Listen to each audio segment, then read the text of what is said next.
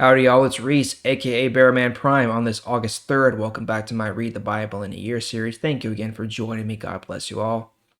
Carve the top right hand corner for the rest of the playlist, and please hit that like button, subscribe button, and notification bell. Sure do appreciate it. Alright, yesterday we saw how Jesus teaches us about prayer, about how to pray and what to pray for. So let's pick it up there where we left off. Let's go back to Luke chapter 11 today and pick it up in verse 14. One time, Jesus was sending a demon out of a man who could not talk. When the demon came out, the man was able to speak. The crowds were amazed. But some of the people said he uses the power of Satan to force demons out of people. Satan is the ruler of demons. Some others there wanted to test Jesus. They asked him to do a miracle as a sign from God. But he knew what they were thinking. So he said to them, "Every kingdom that fights against itself will be destroyed, and a family that fights against itself will break apart. So if Satan is fighting against himself, how will his kingdom survive? You say that I use the power of Satan to force out demons. But if I use Satan's power to force out demons, then what power do your people use when they force out demons? So your own people will prove that you are wrong. But I use the power of God to force out demons. This shows that God's kingdom has now come to you. When a strong man with many weapons guards his own house, the things in his house are safe. But suppose a stronger man comes and defeats him. The stronger man will take away the weapons that the first man trusted to keep his house safe. And the stronger man will do what he wants with the other man's things. Whoever is not with me is against me, and anyone who does not work with me is working against me." Verse 24. When an evil spirit comes out of someone, it travels through dry places looking for a place to rest. But it finds no place to rest. So it says, "I will go back to the home I left." When it comes back, it finds that home all neat and clean. Then the evil spirit goes out and brings back 7 other spirits more evil than itself. They all go and live there, and that person has even more trouble than before. Verse 27. As Jesus was saying these things, a woman with the people there called out to him, "Blessings from God belong to the woman who gave birth to you and fed you." But Jesus said, "The people who hear the teaching of God and obey it, they are the ones who have God's blessing." Verse 29. The crowd grew larger and larger.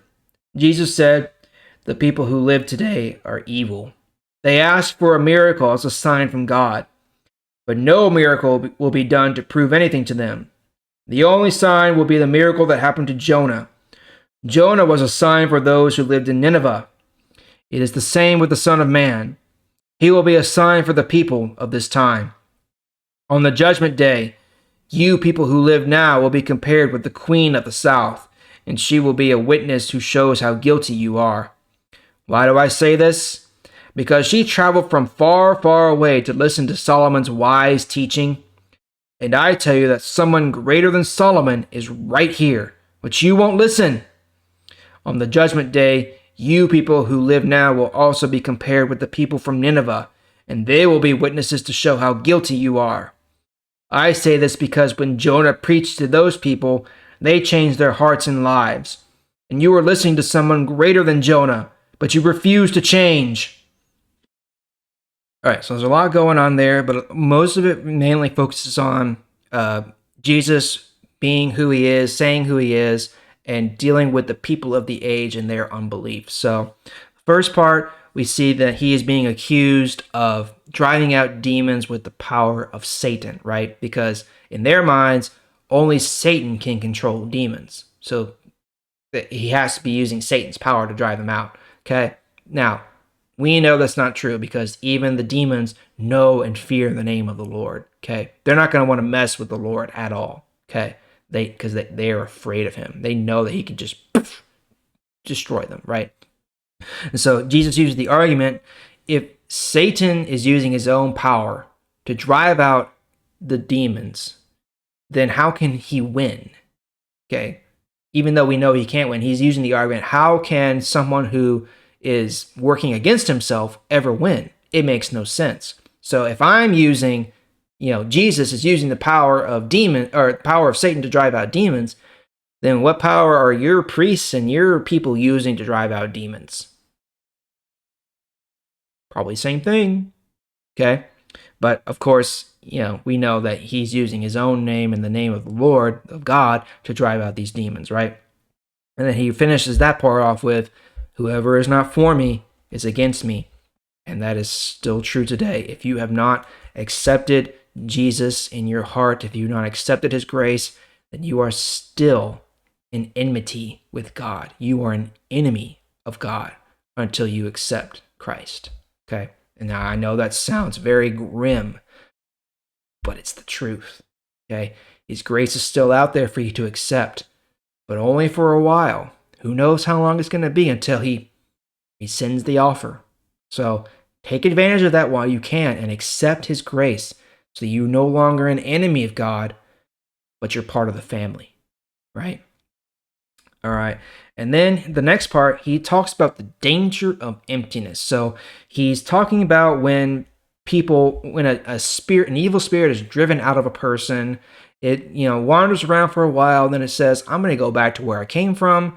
And then he finds that, it's all been put back together. This looks really nice, and brings back more evil spirits, and it all blows up. So that's a picture for us for sin. So when we try to clean up sin in our hearts, especially by ourselves, okay, it might go well for a time. We might, get our lives back in order, but eventually we face the point where it all goes back downhill again, and the same feelings, the same thoughts crop up, and then after a while we backslide and we find ourselves in the exact same point. That's a picture of us trying to deal with sin ourselves on our own terms, and without Christ, we really cannot do anything on our own. Okay, we cannot do anything about our sin on our own. It's just going to keep coming back.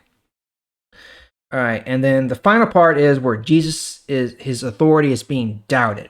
Okay, and Jesus once again reiterates that, you people ask for a miracle so you can believe, but you're not going to get one. The only sign you're going to get is the sign of Jonah. And I explained that before, how, Jonah was the prophet who was in the belly of the fish for 3 days. Same as for Jesus, he's going to die and be, buried for 3 days and then rise again. And then he uses 2 examples of how bad it's going to go for unbelievers and on the judgment day. He uses the Queen of the South first. So the Queen of the South was the Queen of Sheba, way back in the Old Testament when Solomon was the king of Israel and Judea. And remember, Solomon was the wisest man who ever lived, next to Jesus, but he was the wisest man who ever lived, and he had, literally everything a person could want. He was rich, he was powerful, he had everything he could want, and all because he had the wisdom of God on his side. And so this Queen of the South, who by all accounts was a very sinful woman. She was an idolatrous, sinful woman. But she heard about Solomon and all his grandiose and his riches and his power and his wisdom. And she is curious enough to go and listen to what he had to say. Okay? And turns out that it was even better than anything she had heard. Okay? So it's going to be worse for the unbeliever than it is for her. If you can imagine that. This idolatrous, evil woman who still went and listened. It'll be worse for those who do not believe. And then again, he uses the example of Nineveh. So Nineveh was the city that Jonah was commanded to go to. Nineveh at the time was a very sinful, idolatrous city. And Jonah went and said, you better repent, because in 40 days, God is going to wipe you out. And they did. They repented. They changed their ways. They changed their hearts and minds, and they were saved. They were not wiped out. And it's going to be worse for the unbeliever than it was for them, potentially. Right? So keep that in mind. All right. That's all for today. We're going to pick it up there tomorrow. Thank you again for joining me. I sure do appreciate it. I'll see y'all tomorrow.